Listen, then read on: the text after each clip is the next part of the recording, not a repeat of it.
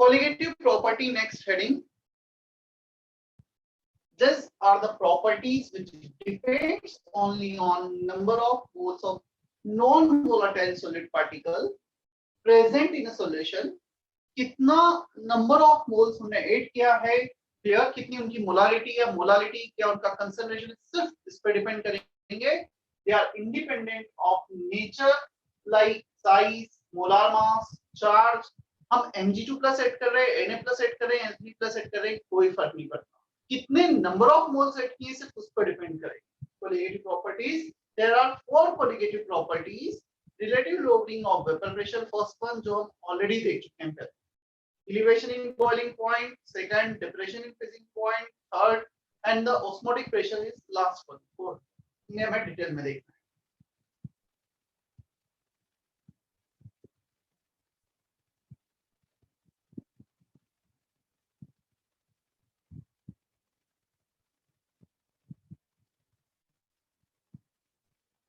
अच्छा, मुझे बताओ जो बच्चे 12th के हैं जेएफ के, वो एक बार हैंड रेज करो जिन्होंने 12th में एडमिशन लिया डायरेक्ट, 11th में नहीं थे रेजोनेंस में.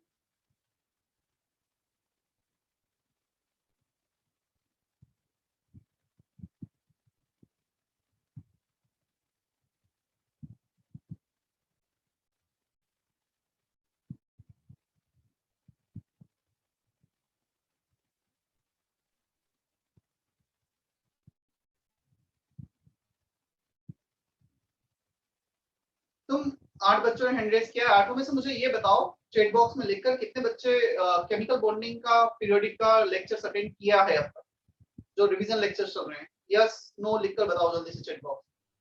सरस, Soham, Arya, Ambak, Chaitanya, Aditya, Nikhil and Kishore.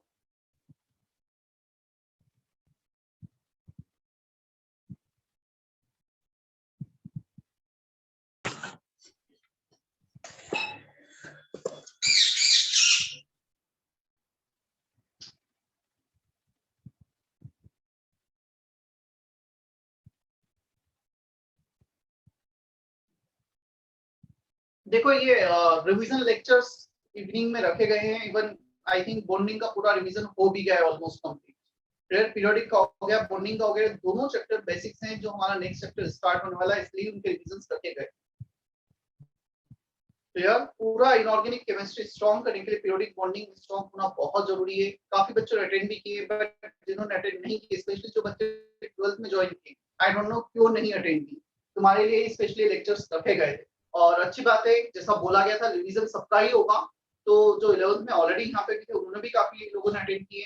But again मैं बोल रहा हूँ, ये कॉम्पिटिटिव एग्जाम एक भी कैंसिल नहीं होगा. पता है ज्यादा मैटर यही कर रहा है जो हम पढ़ रहे हैं, नॉलेज. हमारा परसेंटेज वगैरह का पूरा खेल खत्म ही हो गया इस साल.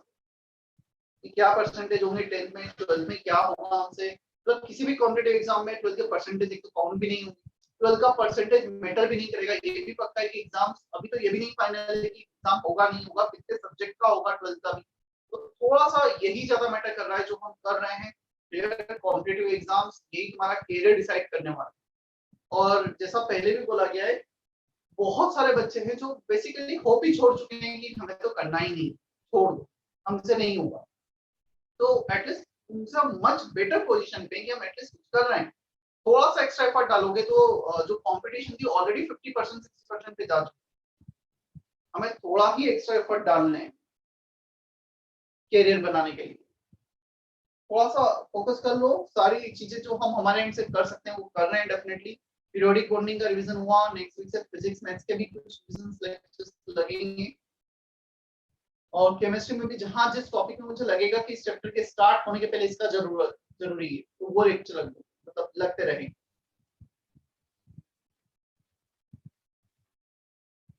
चलो कॉपी कर लिया इतना. Yes sir.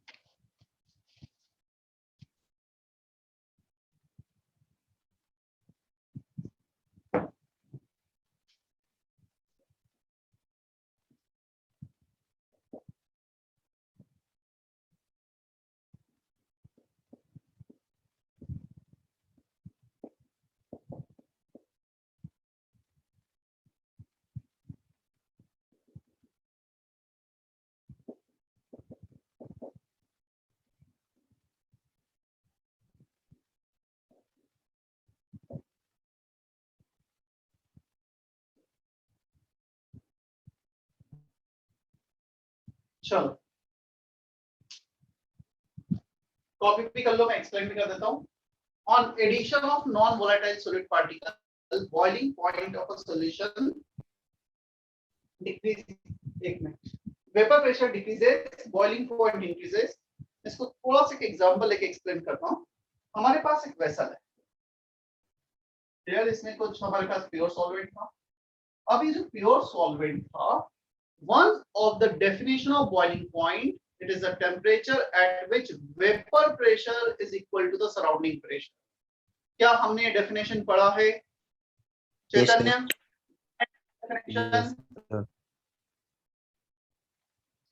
Temperature at which vapour pressure equal to the surrounding pressure. हम टेम्परेचर बढ़ा रहे हैं, इसका वेपर प्रेशर बढ़ रहा है। वो टेम्परेचर जिससे इसके वेपराइज होने की टेंडेंसी और जो सराउंडिंग का इसका प्रेशर लग रहा है वो प्रेशर इक्वल हो जाएगा, तब पूरा का पूरा लिक्विड वेपर में जा सकता है, ठीक है, बॉइलिंग पॉइंट होगा। अब हमने इसमें नॉन वोलेटाइल सॉलिड ऐड कर दिए, लेट्स हमने इसमें NaCl ऐड कर दिया। जनरली जितने भी सॉलिड सॉल्ट होते हैं they are non volatile solid, clear. हमने कॉमन सॉल्ट इसमें ऐड कर दिया, जब कॉमन सॉल्ट इसमें हमने ऐड किया इसका वेपर प्रेशर कम हो जाएगा। So on addition of non volatile solid particle vapour pressure decreases. अब पहले जो ये वाटर 100 डिग्री सेल्सियस पे 1 एटमॉस्फेयर अचीव कर रहा, इनिशियली 100 डिग्री सेल्सियस का बॉइलिंग पॉइंट था, 100 डिग्री सेल्सियस पे इसका प्रेशर सराउंडिंग प्रेशर 1 एटमॉस्फेयर उतना अचीव हो रहा था। अब नॉन वोलेटाइल सॉलिड आने पर इसका वेपर प्रेशर 100 डिग्री पे 1 एटीएम की जगह लेट्स से 0.97 एटीएम हो जाएगा, कुछ कम हो जाएगा। हमें 1 एटीएम अचीव करना है, so we need to increase the temperature further। 100 से हमें 105 डिग्री सेल्सियस तक जस्ट फॉर एग्जांपल लेकर जाना पड़ा टेम्परेचर को, so that this water will boil, its vapor pressure becomes 1 atmosphere। जो 0.97 हो गया था 100 डिग्री पर, उसे 1 एटीएम तक ले जाने के लिए हमें टेम्परेचर कुछ बढ़ाना पड़ेगा। There will be elevation increase in boiling point. TB is the boiling point of the solution, TB naught is the boiling point for the pure solvent। तो प्योर वाटर था, उसका वाटर में NaCl ऐड किया, उसका तो कुछ increase हो गया। क्या इतना हमें समझ में आता है बॉइलिंग पॉइंट इंक्रीज क्यों होगा? Yes sir. हर्षिता, हिते, निशान, क्लियर है इतना? Yes sir. Yes sir.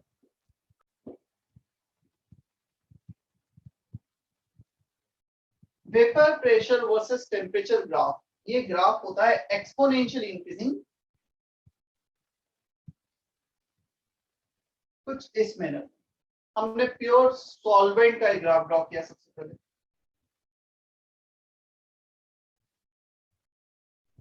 ये 1 एटीएम था। सो वेपर प्रेशर जब 1 एटीएम होगा, ये वाला पॉइंट क्या हो जाएगा? बॉइलिंग पॉइंट हो जाएगा। कौन सा? TB not, pure solvent, clear. अब हम आते हैं TB नॉट, टेम्परेचर एक्सिस। अब हम आते हैं सॉल्यूशन के केस में। कॉपी मत करो, पहले सुन लेना। सॉल्यूशन के केस में ये जो वेपर प्रेशर थोड़ा सा कम हो जाएगा, ये ग्राफ नीचे शिफ्ट होगा, vapour pressure will decrease on addition of non volatile solid particle, वो नीचे शिफ्ट हो गया, क्लियर। ये आ गया सॉल्यूशन। सो इसका बॉइलिंग पॉइंट तुम देखोगे 1 एटमॉस्फेरिक प्रेशर कब अचीव हो रहा है? उसकी हायर टेम्परेचर पे, so its boiling point will be TB, इसका TB naught, इसका TB, this will be, difference will be increase in boiling point, delta T, TB minus TB naught। क्या graph के थ्रू भी हमें समझ में आ रहा है ये? Yes sir.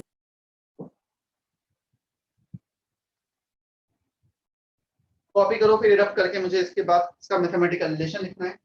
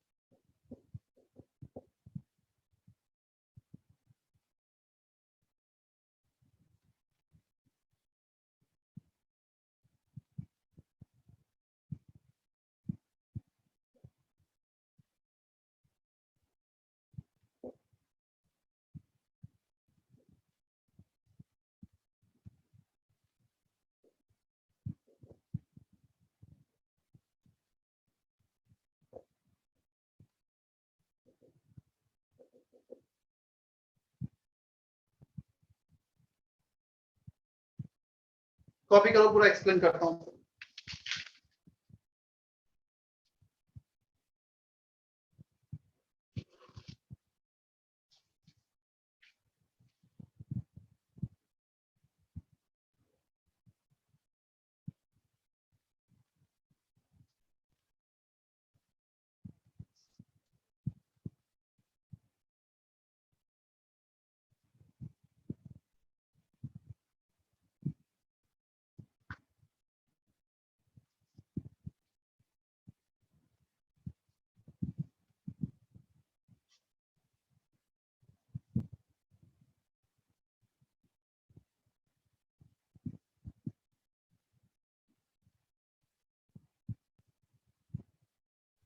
हो गया।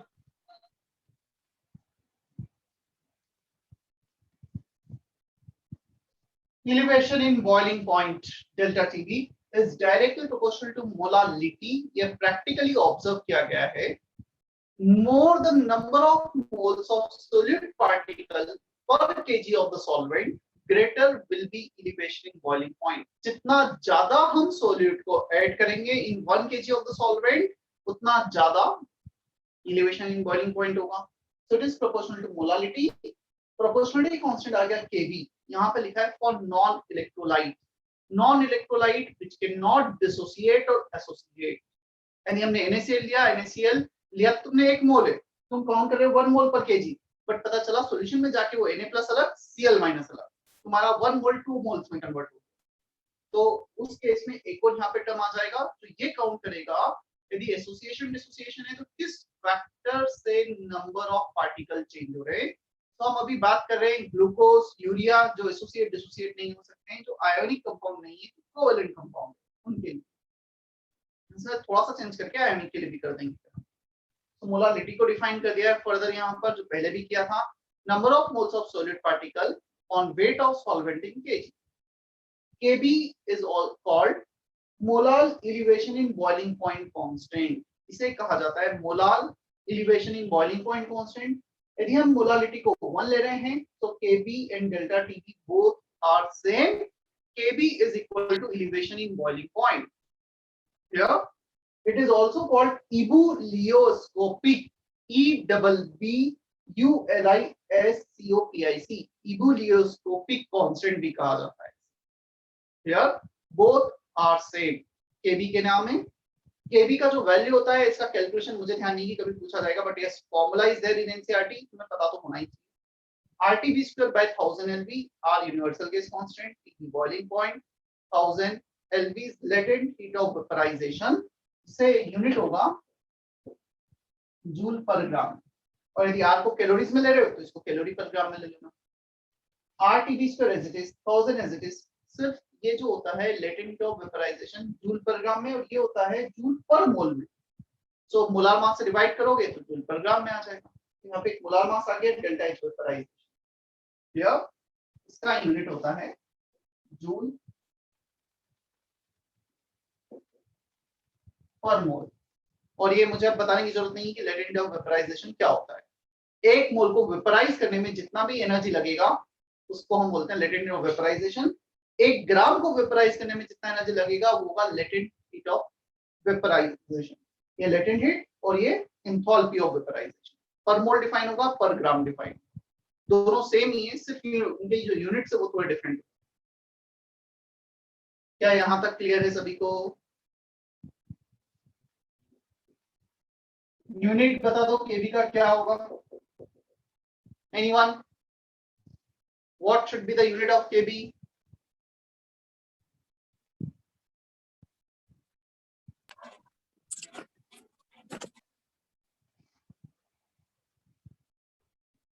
तुम्हें इसका यूनिट पता है, तुम्हें मोलालिटी का यूनिट पता है, केबी का यूनिट आ जाएगा। इसका यूनिट केल्विन, इसका यूनिट मोल पर केजी, केजी ऊपर गया मोल नीचे आ गया, केल्विन केजी पर मोल। Clear?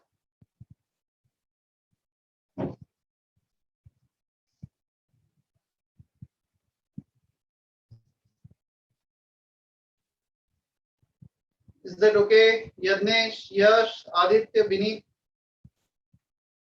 Yes, sir. Yes, sir.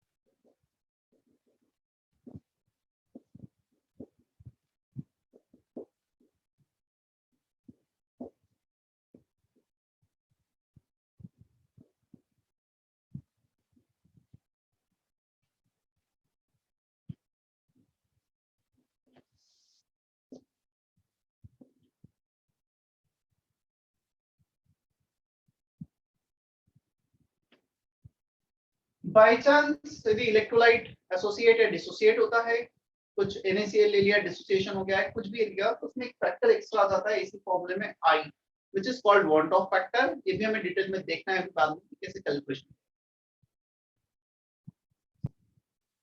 इसमें एसोसिएशन डिसोसिएशन वाला पार्ट नहीं है, इसमें एसोसिएशन डिसोसिएशन को कंसीडर करके लिख दिया है।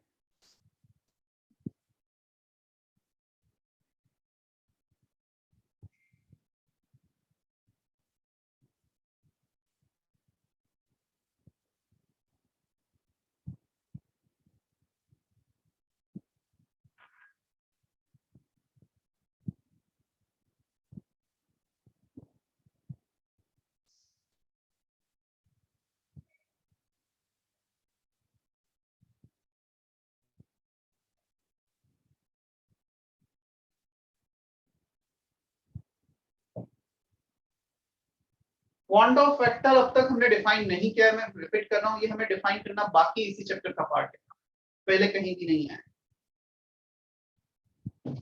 चलो कॉपी कर लिया इतना।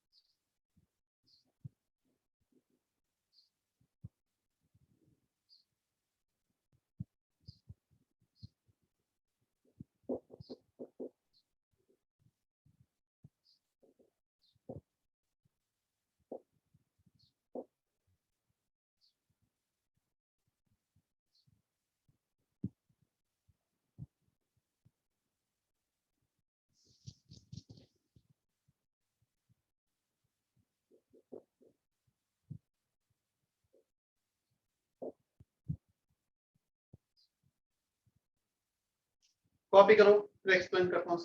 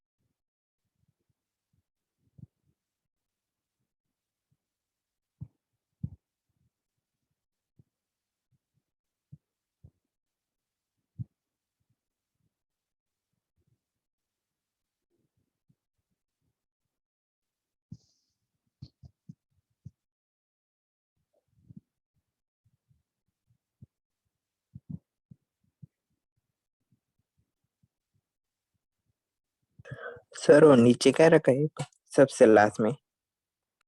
Cryoscopic constant, molar freezing point depression constant, और ये लिखा है क्रायोस्कोपिक। जो इबुलियोस्कोपिक था ना उसकी जगह क्रायोस्कोपिक आया है। CRYOSCOPIC।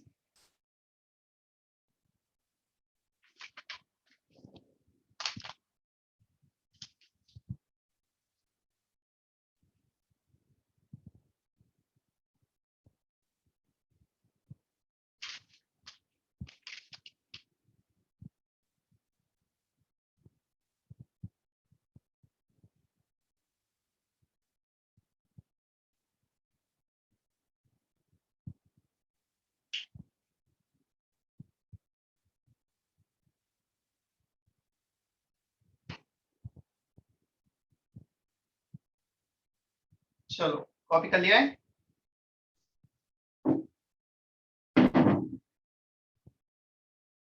On addition of non-volatile solid particle, freezing point of a solution decreases. Boiling point increase हो रहा था, but the freezing point is decreasing. इसका मैं explanation देता हूँ क्यों ऐसा हो रहा है। Just assume करो ये दो solvent particle है, clear? Both are solvent particles. अब हम इनका टेम्परेचर डिक्रीज करते हैं। टेम्परेचर इंक्रीज करने पे इनके बीच में फोर्स ऑफ अट्रैक्शन कम होता है, टेम्परेचर डिक्रीज करने पे फोर्स ऑफ अट्रैक्शन बढ़ता है। तभी तो गैस लिक्विड और लिक्विड सॉलिड में जाता है टेम्परेचर कम करने पर। सबसे ज्यादा फोर्स ऑफ अट्रैक्शन सॉलिड में। तो जैसे हम टेम्परेचर डिक्रीज करेंगे इसका अट्रैक्शन है बढ़ेगा, और एक टेम्परेचर पे इनके बीच में अट्रैक्शन इतना हो जाएगा so that they can convert into solid phase, उसे हम फ्रीजिंग पॉइंट बोलते हैं। अब यहाँ पर नॉन वोलेटाइल सॉलिड ऐड कर दिया हमने, non volatile solid particle in solvent के बीच में आ। अब ये बताओ यदि वो इनके बीच में आ गया तो जो सॉल्वेंट सॉल्वेंट अट्रैक्शन था क्या उसे वो थोड़ा सा कम कर देगा? Yes sir. यदि वो उसे कम कर देगा, जस्ट हमने हर्षिता का मैसेज है स्क्रीन ब्लैंक हो गया है, कंफर्म करो मुझे कोई और। समीक्षा, summer, Sakshi, screen is clear और नॉट? क्लियर है सर। हर्षिता तुम रिज्वाइन कर लो। तो basically when solid particle comes in between this solvent particle, so the force of attraction decreases. अब हमें फोर्स ऑफ अट्रैक्शन जो डिक्रीज हो गए हमें उन्हें बढ़ाना है। जो वाटर मॉलिक्यूल्स पहले 0 डिग्री पे सॉलिड में कन्वर्ट हो रहे थे, मे बी पॉसिबल हमें -2 डिग्री सेल्सियस तक लेकर जाना पड़े ताकि इनके बीच में जो फोर्स ऑफ अट्रैक्शन कम हुआ है उसे वापस से हम उस रेंज तक लेके जाए so that they can convert into solid phase. Is that okay? तो फ्रीजिंग पॉइंट को हमें कम करना पड़ा। फ्रीजिंग पॉइंट कम हो गया क्योंकि फोर्स ऑफ अट्रैक्शन कम हो गए थे, उन्हें हमें बढ़ाना है। On further decrease in temperature, force of attraction increases and the liquid can convert into solid phase. Clear?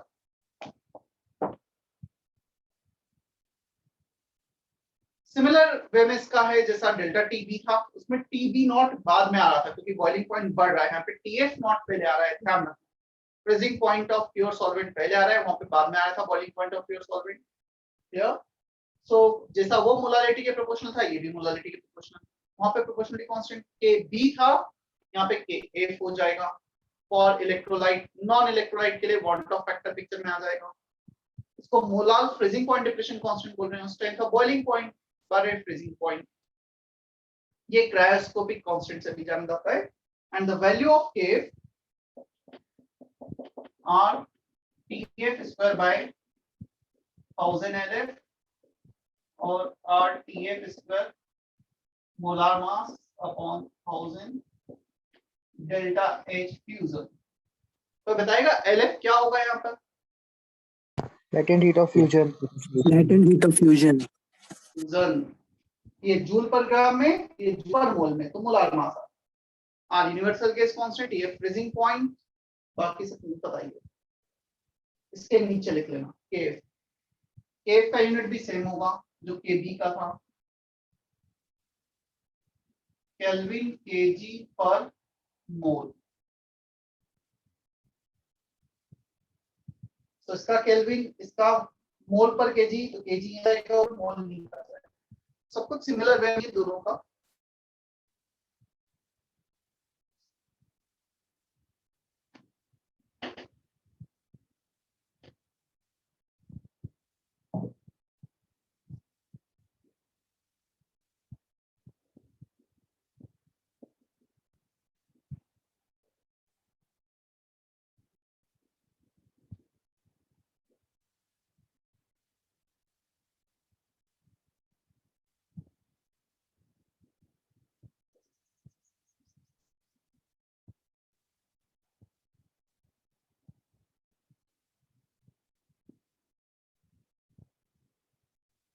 Graph से एक्सप्लेन कर देते हैं हम इसे। पहले बोर्ड पे देखना, फिर कॉपी करना।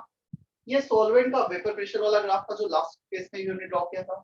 इस पॉइंट पे वो फ्रीज हो रहा है। जैसे ही ये लिक्विड सॉल्वेंट सॉलिड में कन्वर्ट होगा, इसका वेपर प्रेशर सडनली डिक्रीज होगा। सॉलिड की टेंडेंसी बहुत कम होगी वेपराइज होने की, फोर्स ऑफ अट्रैक्शन सडनली बढ़ जाएंगे। तो sharp decrease in vapour pressure. अब सॉल्यूशन का ड्रॉ करेंगे तो सॉल्यूशन का ग्राफ नीचे आ जाएगा कुछ ऐसा था। और ये सॉल्यूशन इस पॉइंट पे जाके इस सॉलिड को टच करेगा, तो यहाँ पे वो फ्रीज होगा। This is the freezing point of solution, freezing point of solvent, delta T.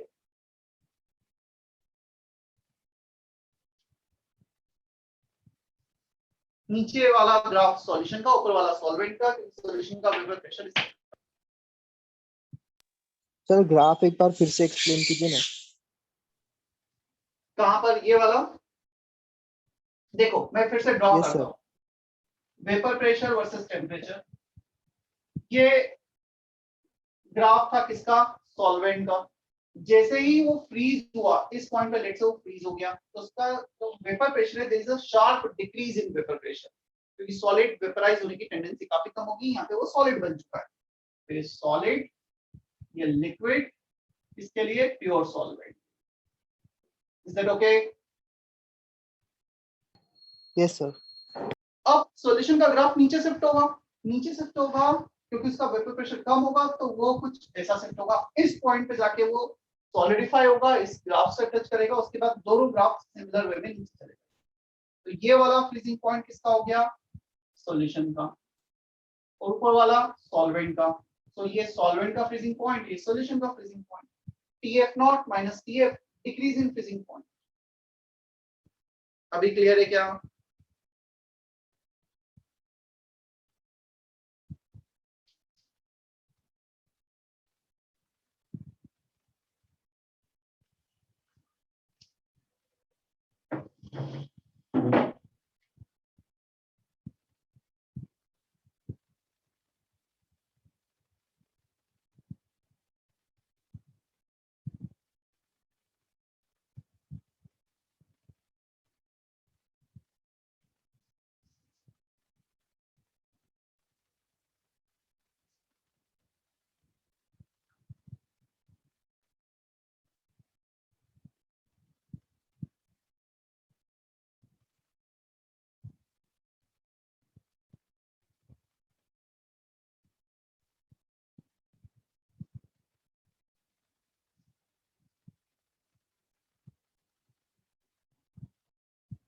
कुछ क्वेश्चंस करेंगे तो थोड़ा सा और क्लियर होगा। मैं जैसा मैंने डिस्कस किया, एक्सरसाइज 2 हम ट्राई, एक्सरसाइज 1 पार्ट 2 हम ट्राई करेंगे पूरा ही क्लास में कर लें।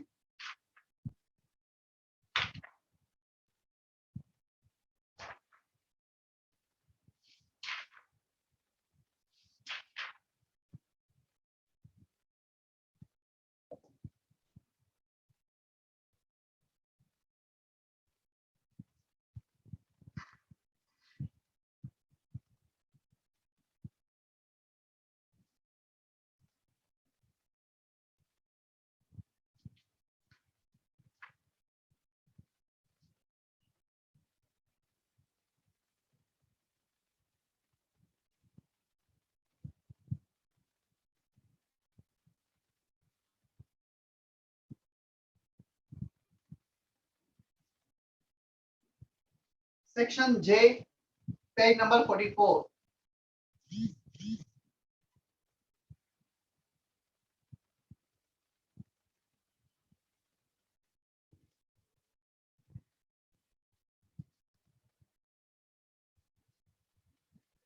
मैं बोर्ड पे लिख रहा हूँ कौन से क्वेश्चन सभी करने हैं। Section J, page number 44, exercise 1 part 2।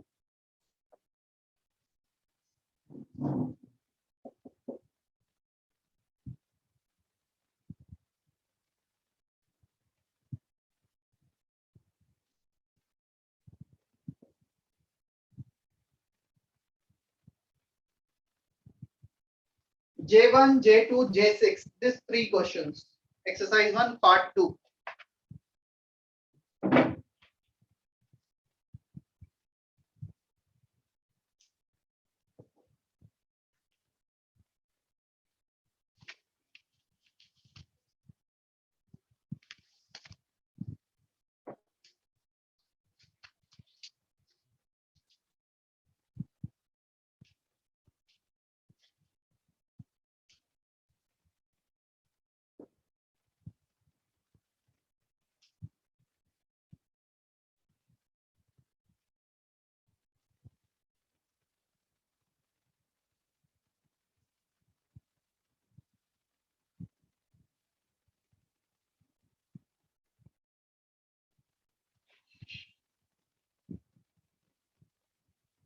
Based on elevation in boiling point and depression in freezing point. J1, J2, J6 सभी करना है। अच्छा, तुम में से ऐसा कोई है जिसके पास बुक नहीं हो अभी? Raise your hand जिनके पास बुक्स नहीं है अभी liquid solution in colligative property का।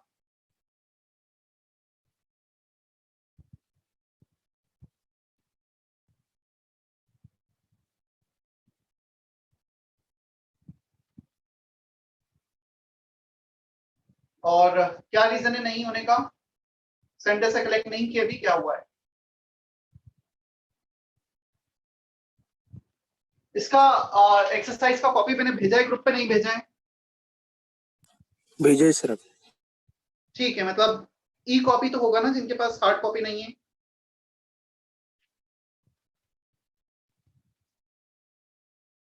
यदि ई कॉपी नहीं है तो मुझे बताओ, मैं मतलब करता हूँ, नहीं तो वापस से call.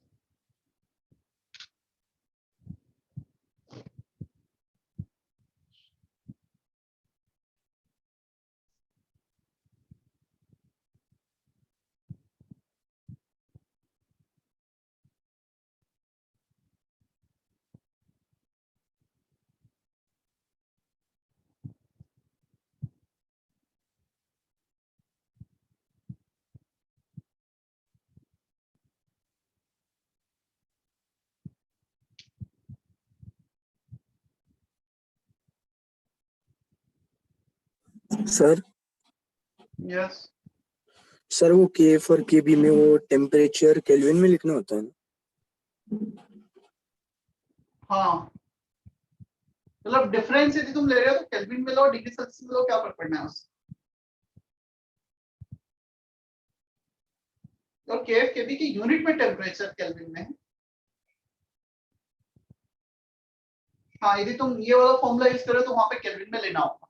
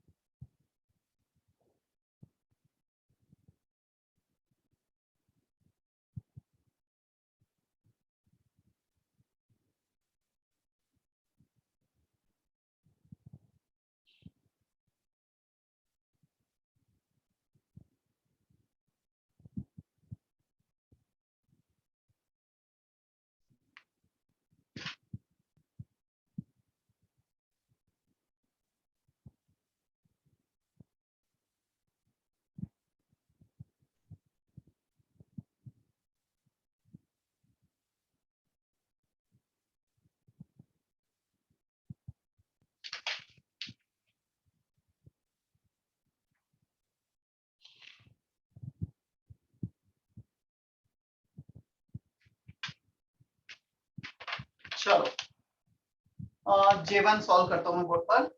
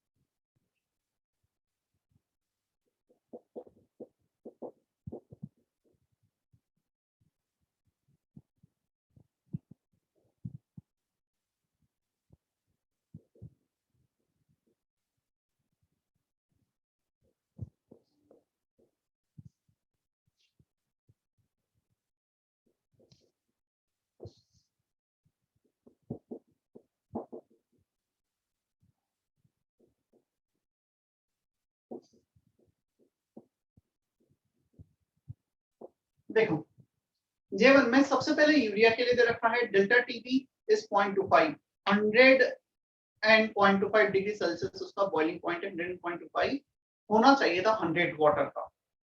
So delta TB is 0.25, KB molality, number of moles of solute, weight of solute 1 gram urea upon molar weight of urea 60। Urea का मोलार वेट हमें ध्यान रखना है 60 NH2 CO NH2 इसका मॉलिक्यूलर फॉर्म है। So moles of urea upon weight of solvent. हमने जब 3 gram glucose add किया है in the same weight of the solvent तो डेल्टा टीबी कितना होगा। तो delta T B K B T by 180 moles of glucose upon weight of solvent, दोनों का रेशो ले लो।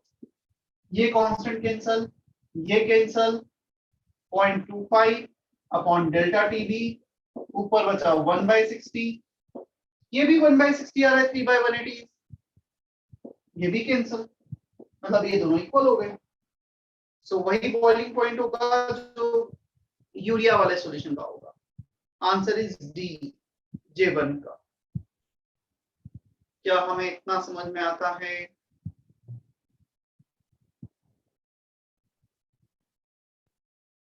Is that okay?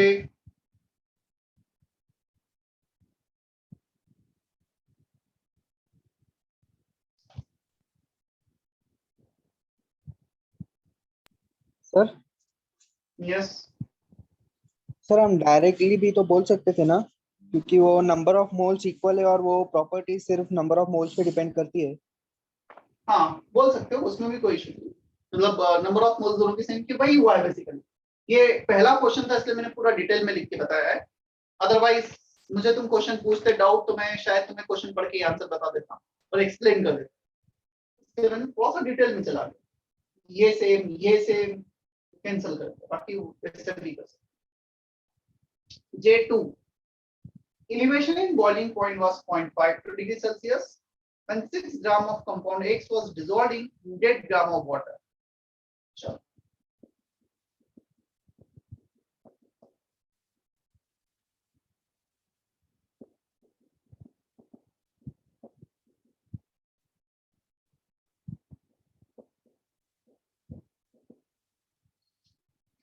Delta T भी दे रखा है 0.52 J2 में। Kb is also 0.52. Molality, moles of solute, 6 gram of solute, 6 divided by molar mass. This many moles of solute are present in 100 gram of water. So solvent का weight kg में लिया है नीचे, ऊपर moles of solute लिखा है। हमें molar mass बताना है solute। क्लियर? मोलालिटी के लिए फॉर्मूला यूज किया है number of moles upon weight of solvent, और नंबर ऑफ मोल्स के लिए फॉर्मूला यूज किया वेट बाय मोलार वेट। कर लोगे इनके लिए सॉल्व?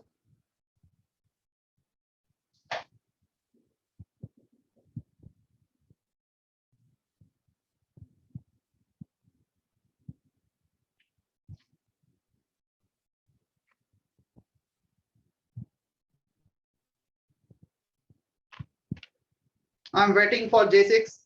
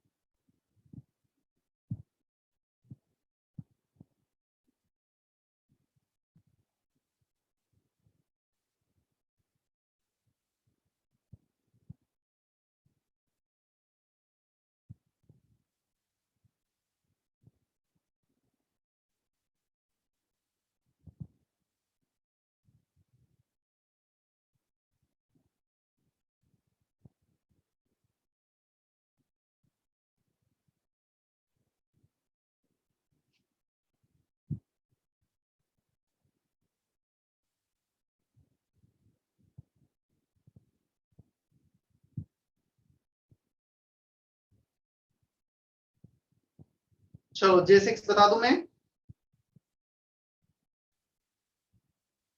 कितने लोगों का आंसर आ गया है J6 का? Raise your hand.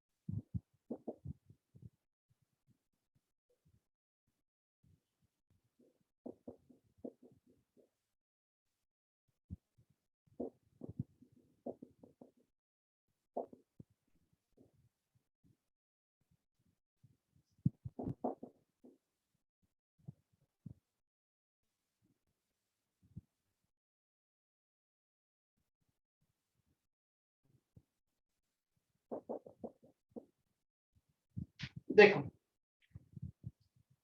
हमें difference in freezing point and boiling point दे रखा है 104 degree Celsius. Generally freezing point water का होता है 0 डिग्री, बॉइलिंग पॉइंट होता है 100 डिग्री, तो डिफरेंस होता है 100। यहाँ पे दे रखा है 104, मतलब बॉइलिंग पॉइंट कुछ इंक्रीज हो गया होगा और फ्रीजिंग पॉइंट कुछ डिक्रीज हो गया होगा। So decrease in freezing point plus increase in boiling point, the addition should be difference in actual difference and the given difference. तो 104 दे रखा है, होना चाहिए था 100। जो 4 का एक्स्ट्रा डिफरेंस है that should be the derivation in boiling point plus depression in freezing point. मुझे ये बताओ क्या ये समझ में आता है हमें? Is there any doubt in this relation?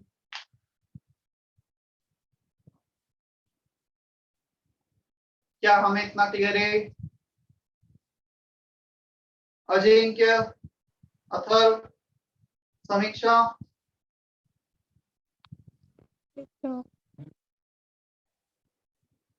Clear है सर। तो इसका formula kb into molality, kf into molality. kb question में दे रखा है, kf क्वेश्चन में दे रखा है। मोलालिटी होगा number of moles of glucose upon weight of solvent in K G. 500 gram water दे रखा है, उसको 0.5 केजी वेट ले लिया हमने सॉल्वेंट का, तो दोनों में नीचे 0.5 केजी एन हमें कैलकुलेट करना। चलो बस फिर सिंपल सा लीनियर इक्वेशन है, इनमें सॉल्व करेंगे। क्लियर जैसे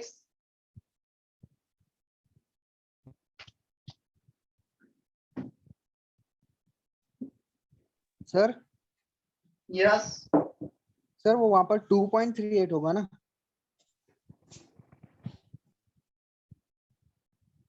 हाँ 2.38 होगा, तो आंसर कुछ और आ जाएगा। फिर क्या आएगा आंसर? सर लास्ट ही आएगा सर, वही 1 से छोटा है। 0.84। ये कैलकुलेशन थोड़ा मैंने गलत कर दिया, 1.86 प्लस 0.5।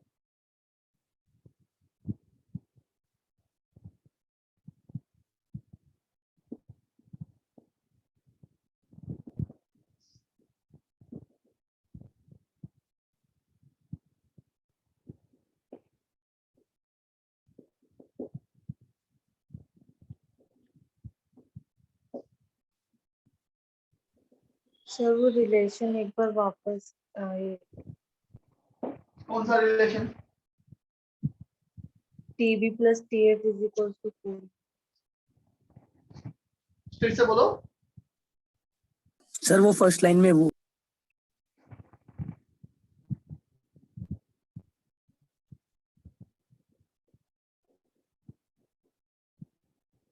कितना डिफरेंस होता है फ्रीजिंग पॉइंट और बॉइलिंग पॉइंट में वाटर के? 100। सॉल्यूट ऐड किया, फ्रीजिंग पॉइंट चला गया यहाँ पर, बॉइलिंग पॉइंट चला गया यहाँ पर, अभी कितना डिफरेंस दे रखा है? 104 दे रखा है।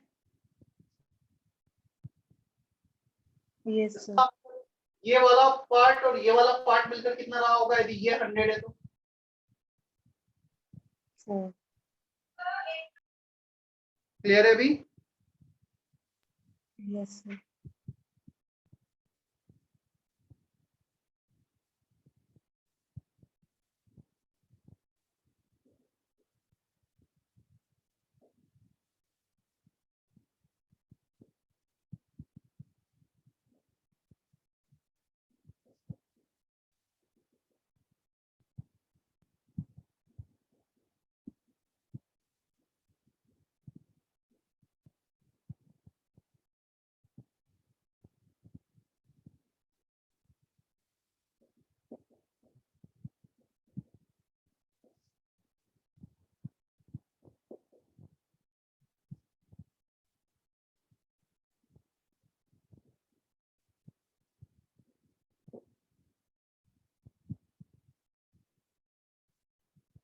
ये लिखो सेपरेशन ऑफ आइस, इसको मैं एक्सप्लेन कर रहा हूँ एग्जांपल।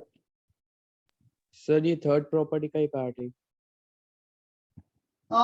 हाँ डिप्रेशन इन फ्रीजिंग पॉइंट का ही पार्ट मान लो।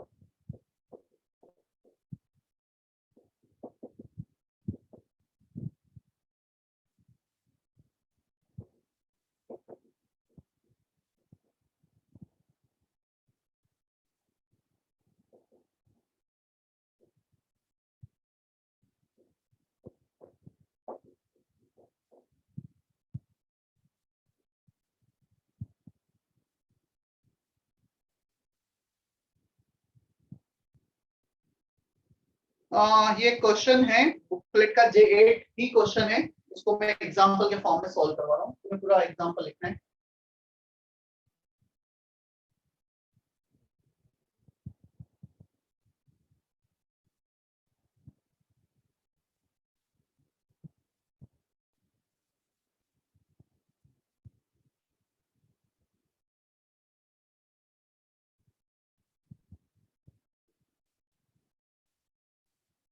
चले हम आगे, बताओ मैं इसे एक्सप्लेन करूं क्या है एग्जैक्टली ये, सुन लेना, समझना है पहले हमें हो क्या रहा है एग्जैक्टली। हमारे पास एक कंटेनर है, वेसल है जिसमें वाटर है और उसमें कुछ हमने सॉलिड पार्टिकल ऐड कर दिया है, सुक्रोज यहाँ पर XYZ कोई सॉलिड पार्टिकल, इसके x मोल ऐड कर दिए। अब इसका फ्रीजिंग पॉइंट डिक्रीज हो गया, इसका फ्रीजिंग पॉइंट हो गया -0.2 डिग्री सेल्सियस। तो एक्सपेक्टेड क्या था, जब हम इसे -0.2 डिग्री सेल्सियस पे लेके जाएंगे तो सब कुछ फ्रीज हो जाना चाहिए, यही तो फ्रीजिंग पॉइंट होता है, बट ऐसा नहीं होता है। इसका फ्रीजिंग पॉइंट -0.2 है, -0.2 से फ्रीज होना स्टार्ट होगा, क्लियर। तो -0.2 से थोड़ा सा कम करोगे, ये इसका कुछ पार्ट फ्रीज आउट हो जाएगा, क्लियर। 100% फ्रीज आउट नहीं होगा, इसमें जो सॉल्वेंट पार्टिकल है उसमें से कुछ आइस बनकर सॉलिड बन के बाहर चला गया। अब जैसे ही आइस बन के बाहर गया, हमारे पास फॉर्मूला है,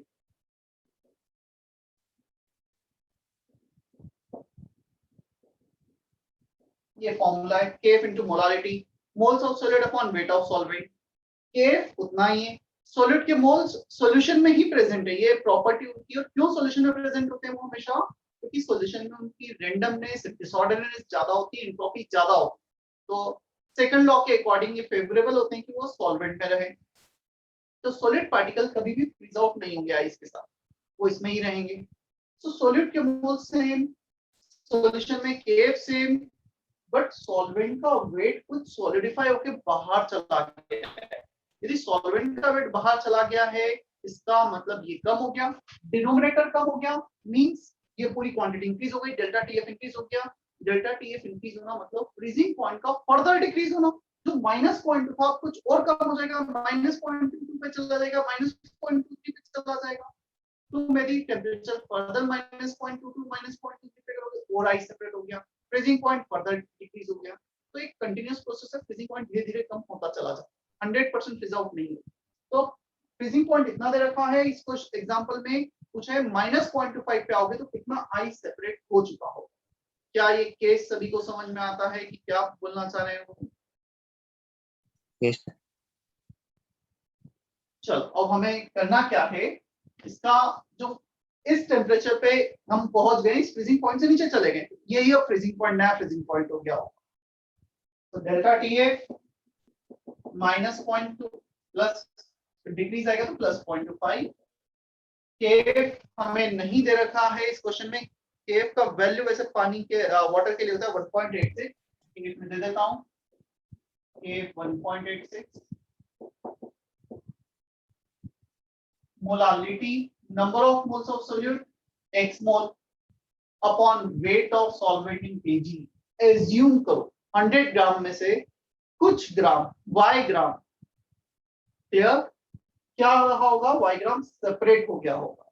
सो 100 में से y ग्राम सेपरेट हो गया, इसको kg में कन्वर्ट करना है बाय 100 ग्राम पानी में से y ग्राम पानी सॉलिडिफाई हो गया, बचा कितना 100 माइनस y, उसको kg में कन्वर्ट। अब आते हैं इनिशियल इक्वेशन पर। इनिशियल कितना था डेल्टा टी है 0.2 था, 1.86 x ग्राम और इनिशियल वेट था 0.1 kg। इनिशियल वेट जो था सॉल्वेंट का 0.1 kg था।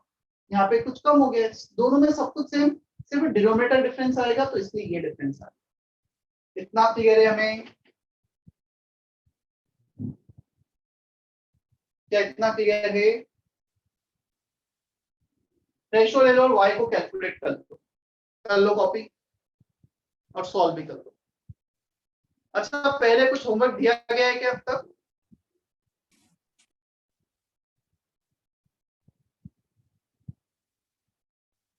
क्या इस चैप्टर से पहले Yes, कुछ sir. होमवर्क दिया गया है? क्या था होमवर्क में? सेक्शन एफ, सेक्शन जी।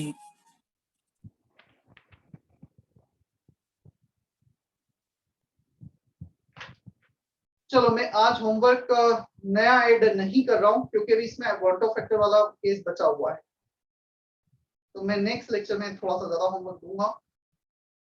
एक्सरसाइज 2 में से कुछ होमवर्क दिया है अभी तक? No sir. चलो एक्सरसाइज 2 से थोड़ा देते हैं।